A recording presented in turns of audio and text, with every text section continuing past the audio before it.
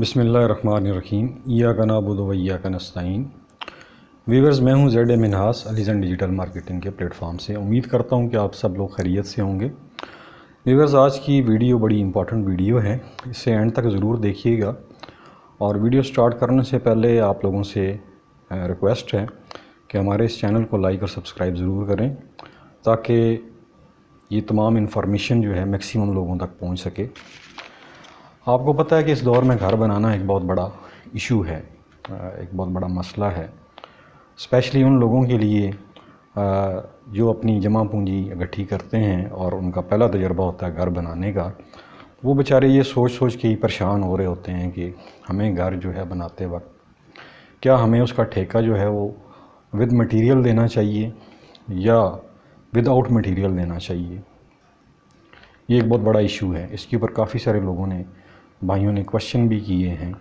तो आज मैं सोच रहा था कि इसके ऊपर वीडियो कर लूं, ताकि अपना तजर्बा भी आपके साथ शेयर कर लूं। तो वीडियो बड़ी इम्पॉर्टेंट है जी, इसमें ज़रूर देखिएगा। इसका सबसे पहले मैं आपको फ़्लो बता देता हूं। सबसे पहले हम बात करेंगे कि ग्रे स्ट्रक्चर बनाते वक्त जो हमें ठेका है या कॉन्ट्रैक्ट है, वो मटेरियल के साथ करना चाहिए या ख़ाली लेबर का ठेका करना चाहिए, और उसकी क्या वजूहात हो सकती हैं। नंबर 2, जो फिनिशिंग का कॉन्ट्रैक्ट है, क्या वो कॉन्ट्रैक्ट हमें विद मटेरियल करना चाहिए या ख़ाली लेबर के साथ वो हमें कॉन्ट्रैक्ट करना, ख़ाली लेबर का कॉन्ट्रैक्ट करना चाहिए। और तीसरा पॉइंट बहुत ही इम्पॉर्टेंट है जी, स्पेशली मेरे ओवरसीज़ भाइयों के लिए जो बाहर रहते हैं और घर बनाने का सोच रहे हैं। और अगर अब आप ओवरसीज़ नहीं भी हैं तो फिर भी ये पॉइंट आपके ऊपर एप्लीकेबल होगा। इसमें मैं बड़ी मुफीद टिप्स दूंगा जो यकीनन आपके लिए बड़ी हेल्पफुल होंगी। अगर आप घर बनाने का सोच रहे हैं तो इसे स्किप मत कीजिएगा, ज़रूर देखिएगा। तो वीडियो स्टार्ट करते हैं जी, बग़ैर किसी तफसील में जाए।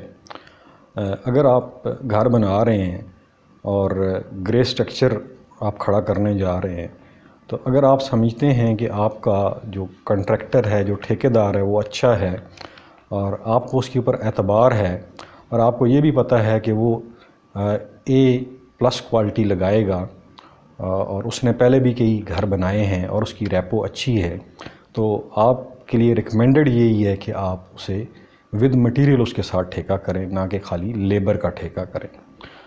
उसकी कुछ वजूहात हैं जी। वो ये है, सबसे पहले तो आपको पता है कि पाकिस्तान में इन्फ्लेशन काफ़ी बढ़ चुकी है।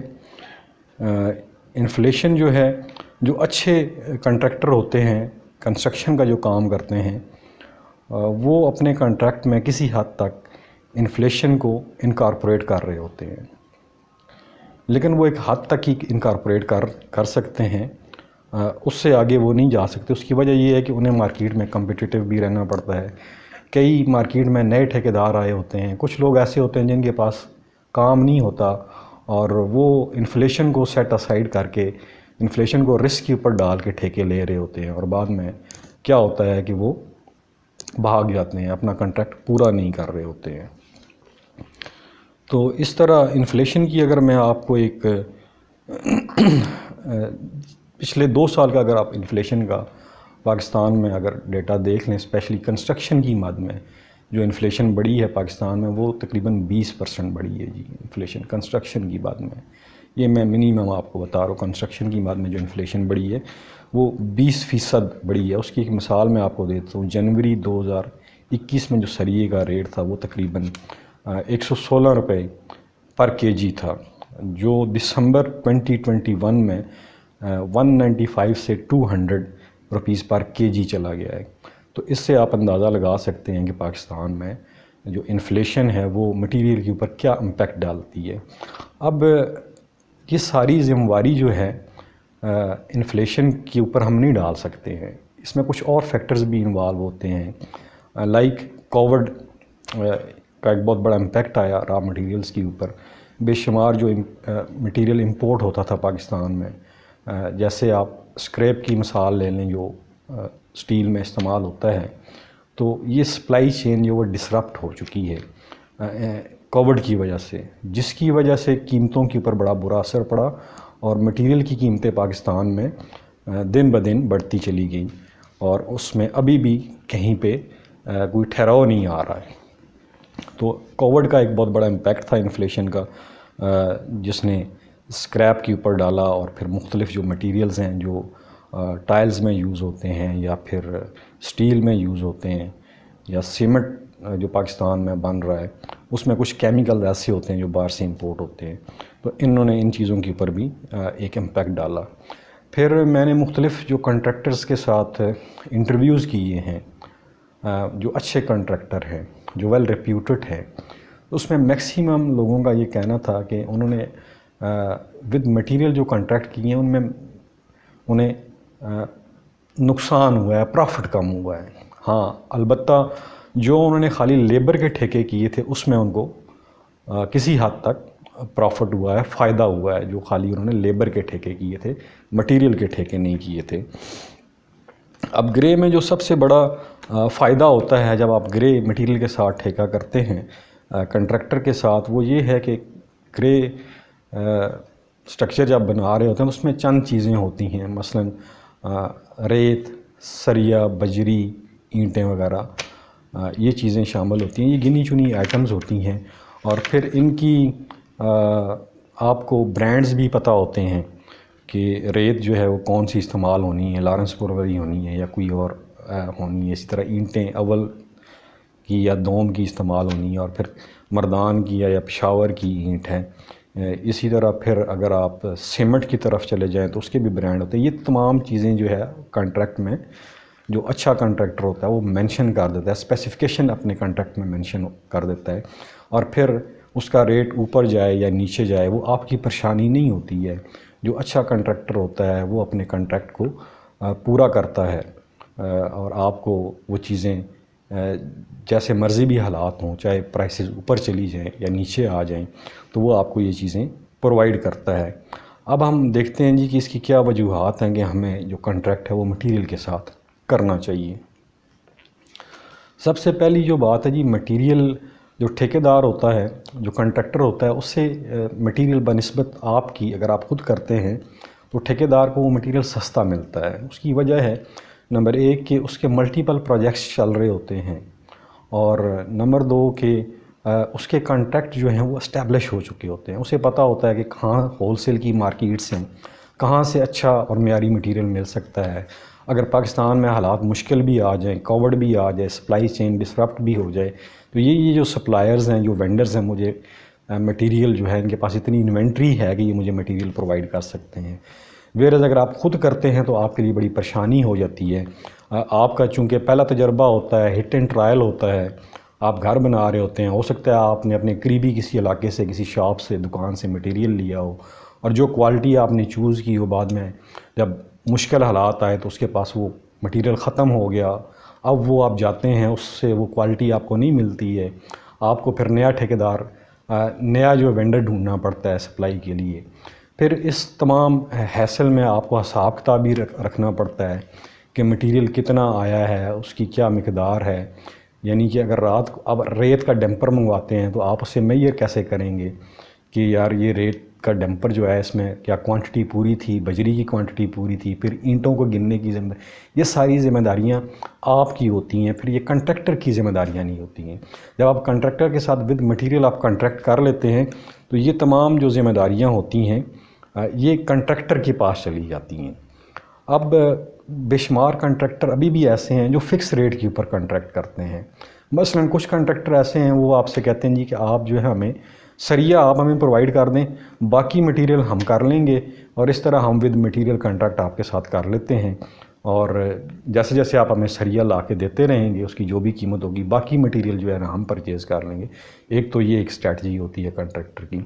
अब दूसरी स्ट्रैटजी क्या होती है कि वो ये कहते हैं कि यार हमने ये आपके साथ कॉन्ट्रैक्ट एग्रीमेंट हमने साइन किया है, उसमें एक शिक डाल देते हैं कि अगर 5 से 7% तक अगर प्राइसेस में फ्लक्चुएशन आती है तो हम अपने कॉन्ट्रैक्ट को इन्हीं रेट्स के ऊपर कंटिन्यू करेंगे। अगर 7% से ज़्यादा चीज़ों की कीमतों में इजाफा हो जाता है तो फिर हम वो जो इन्फ्लेशन होगी उसको हम कॉन्ट्रैक्ट में नए सिरे से इनकॉर्पोरेट करेंगे, उसका जो भी इफ़ेक्ट आएगा वो आपको पे करना पड़ेगा। लेकिन इस तमाम सूरत हाल के बावजूद बेशुमार कॉन्ट्रैक्टर अभी भी फ़िक्स्ड रेट के ऊपर कॉन्ट्रैक्ट ले रहे हैं और ये करते रहेंगे। उसकी वजूहत मैंने आपको बता दी हैं कि उनके अच्छे रिलेशंस डेवलप हो चुके होते हैं, उनके मल्टीपल प्रोजेक्ट्स होते हैं और वो जानते हैं कि चीज़ों को कैसे कास्ट इफ़ेक्टिव बनाया जाता है।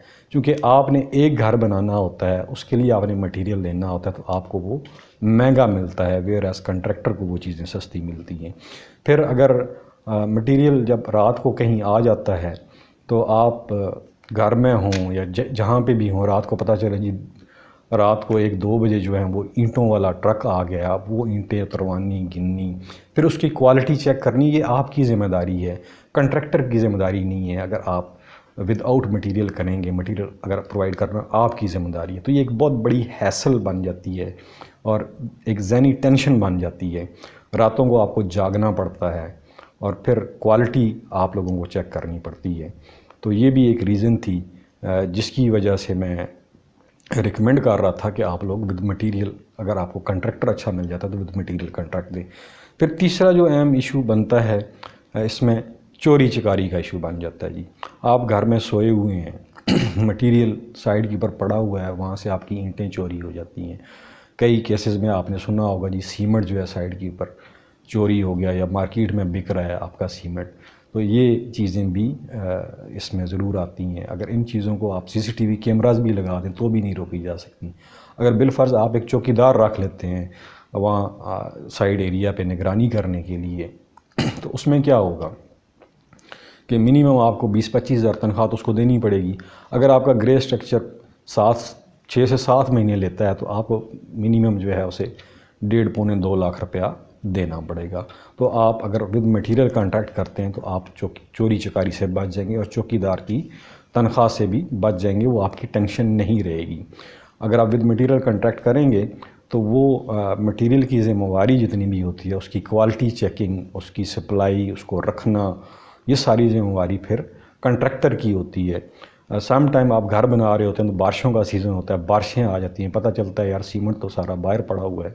वो फिर रात को आप भागते हैं, एक टेंशन लेते हैं, फिर रात को जब आप जाते हैं पता चलता है जी अब तो मजदूर ही नहीं मिल रहा, इसको मटेरियल को मैं कैसे अंदर रखवाऊँ। तो ये सारी हैसल जो हैं ये बाज़ाहिर तो बंदे को छोटी लगती हैं, जब आप प्रैक्टिकल करते हैं तो आप फिर आपको समझ ही नहीं आ रही होती कि यार मैं क्या करूँ, ये मैं किस मुसीबत में फंस गया हूँ, घर बनाना कितना बड़ा अजाब बन गया मेरे लिए।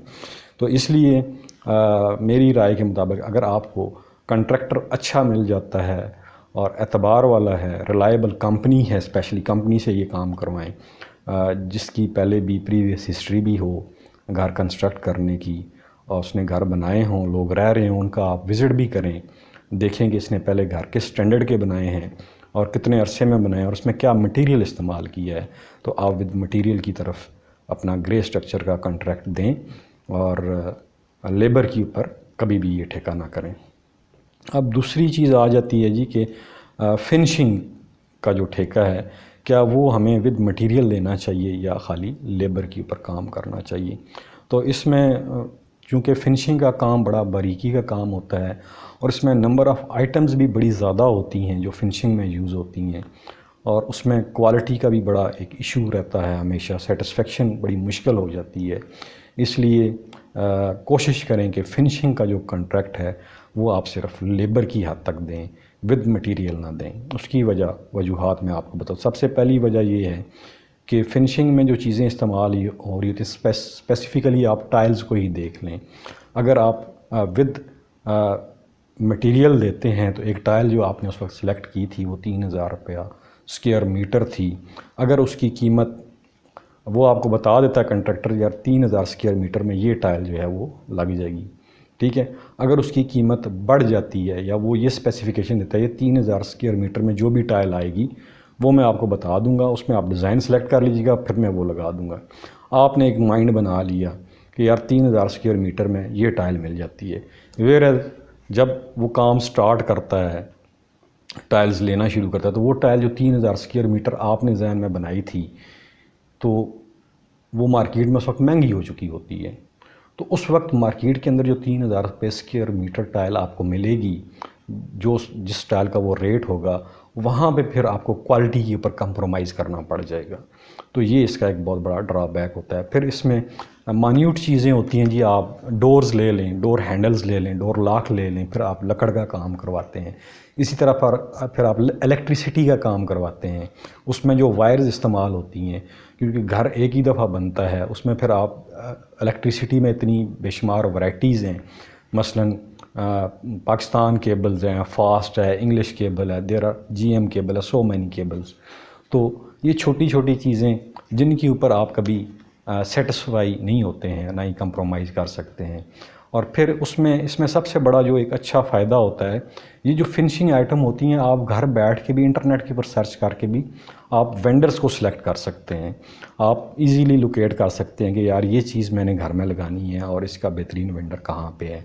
फिर आप जब शॉप के ऊपर जाएंगे तो आप वहाँ अच्छे तरीके से नेगोशिएशन कर सकते हैं, नेगोशिएट कर सकते हैं। फिर ये ब्रांडेड चीज़ें होती हैं, फिर इनकी एक से ज़्यादा शाखें होती हैं जहाँ से आपको इजीली वो चीज़ें मिल भी जाती हैं और आप एक अच्छी प्राइस नेगोशिएट भी कर लेते हैं।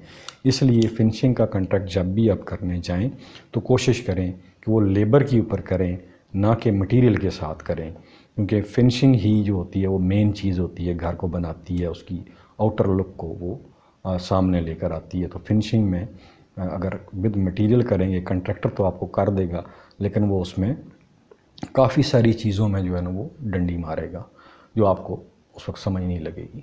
तो लिहाजा फिनिशिंग का कॉन्ट्रैक्ट जो है वो हमेशा विदाउट मटेरियल किया करें। अब आखिर में जो मैंने बात की थी कि मैं एक इम्पॉर्टेंट टिप्स दूंगा अपने ओवरसीज़ भाइयों के लिए। अगर आप ओवरसीज़ नहीं भी हैं, आपके रिश्तेदार बाहर रहते हैं, तो उनके लिए उसमें ये है कि जी अगर आप ओवरसीज़ हैं, घर बनाने का सोच रहे हैं, इरादा किया है आपने घर बनाने का, और आप पाकिस्तान आपके फ्रीक्वेंटली चक्कर लगते रहते हैं, तो चंद चीज़ें हैं जो मैं आपको बता देता हूँ जो फिनिशिंग में इस्तेमाल होती है, वो आप बाहर से लेकर आएँ, लगेज में थोड़ी थोड़ी करके लाते रहें। अगर आप ओवरसीज़ नहीं भी हैं तो आपके रिश्तेदार बाहर रहते होंगे, आप उनसे थोड़ी थोड़ी करके ये चीज़ें पाकिस्तान मंगवा सकते हैं और आप हमेशा के लिए मेंटेनेंस फ्री एक घर बना लेंगे। उसमें सबसे पहली चीज़ है जी, आपके स्विच और सॉकेट्स जो होते हैं, जो इलेक्ट्रिसिटी में इस्तेमाल होते हैं, ये इनका इस्तेमाल एक तो बहुत ज़्यादा कंजक्टिव यूज़ होता है स्विच और सॉकेट्स का। ये आप इम्पोर्टेड बाहर से मंगवा सकते हैं, पाकिस्तान में भी मिल सकती हैं ये चीज़ें, लेकिन उसमें हमेशा आपको डाउट रहता है कि यार ये कहीं रेप्लिका तो नहीं है, कहीं इसकी फ़र्स्ट कॉपी तो नहीं है। और फिर आप अच्छी क्वालिटी के स्विच और सॉकेट्स लेंगे तो वो आपको हमेशा पाकिस्तान में महंगे पड़ेंगे। नंबर 2 जी, डोर लॉक्स वेरी इंपॉर्टेंट, जो जिनका यूज़ बहुत ज़्यादा होता है। फिर इसी तरह वॉल लाइट्स हो गई आपकी। फिर इसी तरह आप आइकिया प्रोडक्ट्स जो होती हैं किचन की, स्पेशली किचन मेन एक घर की ज़रूरत होती है, उसमें आप आइकिया प्रोडक्ट्स यूज़ करें। ये चीज़ें पाकिस्तान में भी आपको मिल जाएंगी, लेकिन पाकिस्तान में ये चीज़ें आपको बहुत ही एक्सपेंसिव पड़ेंगी। वेयर एज़ अगर आप बाहर से आ रहे हैं तो आपको ये चीज़ें वहाँ से सस्ती भी पड़ जाएंगी। फिर एक आपको सेंस ऑफ सेटिस्फेक्शन भी होगी कि आपने ये चीज़ें जहाँ बाहर से ली हैं ये एक नंबर हैं, इसमें 2 नंबर ही नहीं है, ये कहीं रेप्लिका नहीं है। पाकिस्तान में ये चीज़ें भी आपको मिल सकती हैं, लेकिन बहुत कॉस्टली मिलेंगी, और फिर ये भी डर होगा कि कहीं ये उसकी फ़र्स्ट कॉपी ही ना हो। तो ये मेरे ओवरसीज़ भाइयों के लिए टिप्स थी। अगर आप ओवरसीज़ नहीं भी हैं तो आपके रिश्तेदार बाहर रहते हैं, तो आप उनके थ्रू भी ये चीज़ें थोड़ी थोड़ी करके पाकिस्तान में मंगवा के स्टॉक कर सकते हैं, और आप जब अपना घर बनाने जाएँ तो उनमें ये इस्तेमाल करें। आप मेंटेनेंस फ्री घर बना लेंगे, इलेक्ट्रिसिटी के हवाले से, डोर लॉक के हवाले से, वॉल लाइट्स के हवाले से। फिर किचन में जो products use, IKEA kitchen products very famous brand है, और मोस्टली जो डिज़ाइनर हाउस होते हैं उनमें ये चीज़ें इस्तेमाल होती हैं। इस तरह आपकी कास्ट भी कट ऑफ हो जाएगी और आपको अच्छी चीज़ें भी मिल जाएंगी। व्यूअर्स, ये एक छोटी सी वीडियो थी, मैं समझता था कि बड़ी ज़रूरी थी आप लोगों तक ये इन्फॉर्मेशन पहुंचाने के लिए। मैंने ख़ुद भी अपना घर बनाया है जी, और मैंने कुछ चीज़ें जिस तरह आपसे शेयर की, मटेरियल के साथ ठेका किया कुछ चीज़ों का, और कुछ चीज़ें बगैर मटेरियल की आज मैं बड़ा हैप्पी हूँ। और जब भी आप घर बनाने जाएं तो इस वीडियो के में जो चीज़ें मैंने बताई हैं इनको एक डायरी में नोट कर लें, चेकलिस्ट बना लें। इंशाल्लाह ये आपको मावन और मददगार साबित होंगी घर बनाने में। आखिर में जी, इस वीडियो को ज़्यादा से ज़्यादा लाइक और शेयर करें, और अपने दोस्तों तक पहुँचाएँ ताकि उनका भी फ़ायदा हो, भला हो। और कमेंट्स में अपनी आरा से ज़रूर आगाह कीजिएगा हमें। हमें दीजिए इजाज़त। अपना और अपने प्यारों का ख्याल रखिएगा। अल्लाह हाफ़िज़।